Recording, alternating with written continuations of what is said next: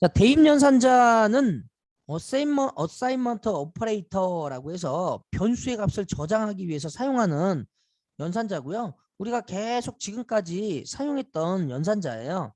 그래서 이제 결과값을 변수의 값을 저장할 때 이렇게 쓰는 거고요. 그냥 변수의 값을 저장할 때 사용하는 거예요. 그래서 형식이 있는데요. 변수명과 대입연산자, 그러니까 값에다가 중간에 이렇게 대입연산자 쓰는 거죠. 이렇게.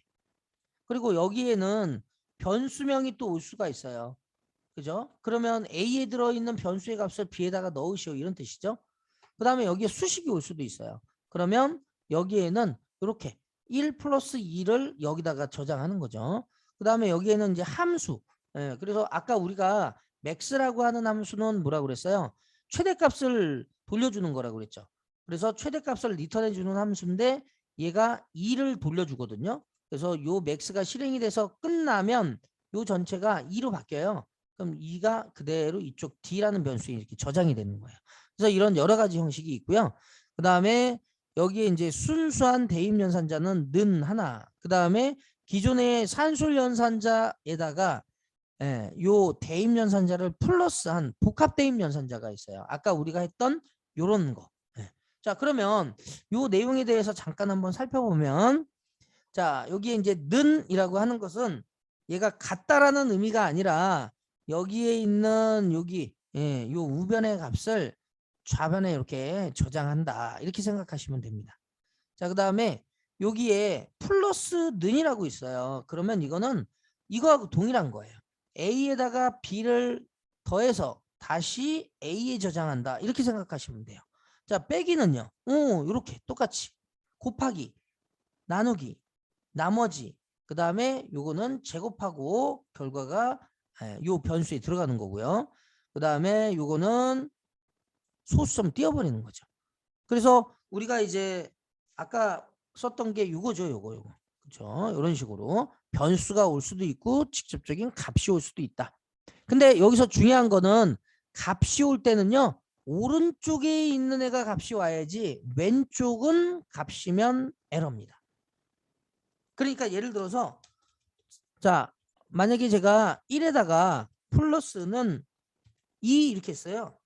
그러면 이렇게 하면 에러예요. 자, 왜 그런지 아세요? 1이라는 애는 변수로 사용할 수 없어요. 변수로 사용할 때는 반드시 여기에 숫자 형태로 시작하면 안 됩니다. 문자 형태로 되는 애는 가능해요. 이렇게 이거는 가능한데 여기에 이렇게 요거는 가능한데 여기에 1A 이거는 에러예요. 그래서 숫자는 오른쪽에만 일단 시작하는 애가 와줘야 된다라는 거죠. 자, 그러면 저희가 한번 같이 한번 연습을 한번 해보겠습니다. 간단하게 한번 해볼게요. 자, A에다가 2를 저장하고 B에다가 8을 한번 저장해 보겠습니다. 그러면 A에다가 2 저장했고요. 그 다음에 B에다가 8을 저장했습니다. 자, 그러면 이제 변수 A에 저장된 값을 하나 증가하려고 해요. 자, 그러면 변수 A에 저장된 값을 1 증가하려면 아까처럼 변수명에다가 플러스는 1 이거나 아니면은 이렇게 써주셔야 돼요. 여기다가 변수명을 이렇게 주고요. 는 한 다음에 그 변수명 플러스 1 이렇게 두 개 다 똑같은 거거든요. 그래서 그러면 A의 값을 저장을 하려면 어떻게 해야 될까요? 기존에 A를 그대로 출력을 하면 얘 결과가 당연히 2가 나오겠죠. 그죠? 그래서 여기의 결과는 2예요. 자, 그런데 여기에 A 플러스는 1 이렇게 썼어요. 그러면 이 얘기는 결국에는 A에다가 자 1을 더해서 다시 A에 집어넣는 형태이기 때문에 결국에는 얘는 1 증가다라는 겁니다. 자, 그래서 프린트를 이용해서 A를 찍으면 결과는 3이 되는 겁니다. 자, 그러면 이번에는 여러분들이 여기에 자 요거 한번 해보세요. 자, 변수 B에 저장된 값을 1 감소해 보세요. 그럼 형식은 변수명을 적고 마이너스 1 이거나 아니면 왼쪽 거처럼 이렇게 두 가지 형식 중에 쓰셔야 됩니다. 자, 요 형식에 맞춰 가지고 그대로 b의 값을 1 감소시켜 보세요.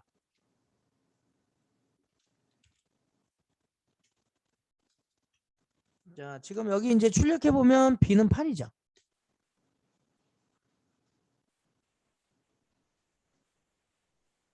형식대로만 쓰시면 돼요. 자, 그러면 우리는 형식이 이렇게 쓴다고 했으니까 여기에 b 이렇게 주면 끝나는 거네. 그러면 얘는 말 그대로 b에다가 자, b가 가지고 있는 값에 1을 빼서 b에다가 집어넣는 거죠. 자, 한 라인에 연산자 두 개가 왔네요. 자, 산술 연산자가 대입 연산자보다 우선순위 먼저 한다고 했으니까 얘 연산 먼저 하고 나온 결과를 대입 연산자로 연산을 하는 겁니다. 그래서 여기서 나온 결과 몇이에요? 7이죠.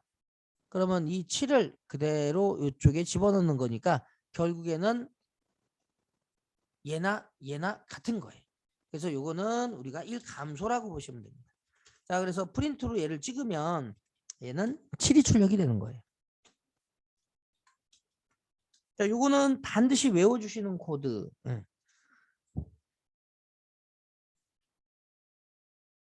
자, 그러면 제가 요거 한번 문제 한번 내보겠습니다.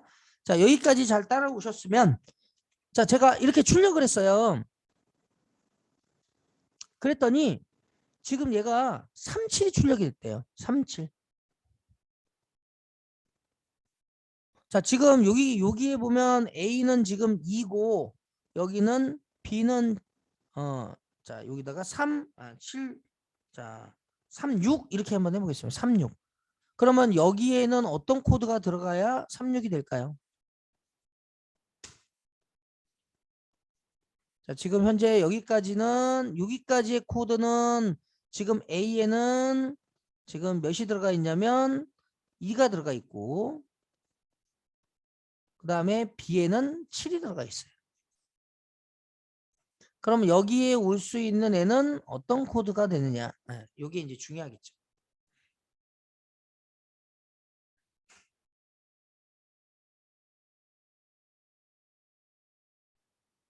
자, 되셨죠? 자, 그러면 여기에는 코드가 이렇게 돼야죠. A에다가 지금 1을 더해야 되겠죠. 그렇죠? 그러면 얘는 A는 3이 되는 거고요. 자, 그 다음에 B는 지금 7이니까 B에다가 하나 감소해야죠. 자, 그러면 얘는 6이 되는 겁니다. 그리고 나서 출력해 보면 36이 되는 거예요. 잠깐만요. 여기서 하나를 더 증가했나 보고. 여기서 하나 증가했구나. 죄송합니다. 여기가 4가 돼야 되겠네요. 네. 자, 이렇게 어쨌든 이렇게 하나 증가, 하나 감소. 네. 자, 이렇게. 네. 자, 나머지도 이제 다 비슷해요. 네, 똑같습니다. 자, 그러면 자, 요거 한번 자, A하고 B 자, 28 이렇게 새로 넣었어요. 자, A 곱하기는 2 이렇게 했어요. 자, B 곱하기는 8 했습니다. 자, 프린트로 A와 B를 찍었어요. 자, 그러면 얘의 값은 뭘까요?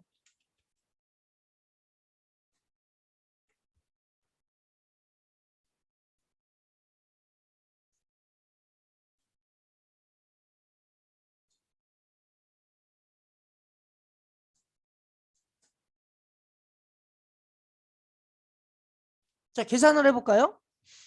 자, 여기에 지금 얘를 풀어서 설명을 하면 지금 A에 2가 저장돼 있죠. 그리고 B에는 8이 저장돼 있어요.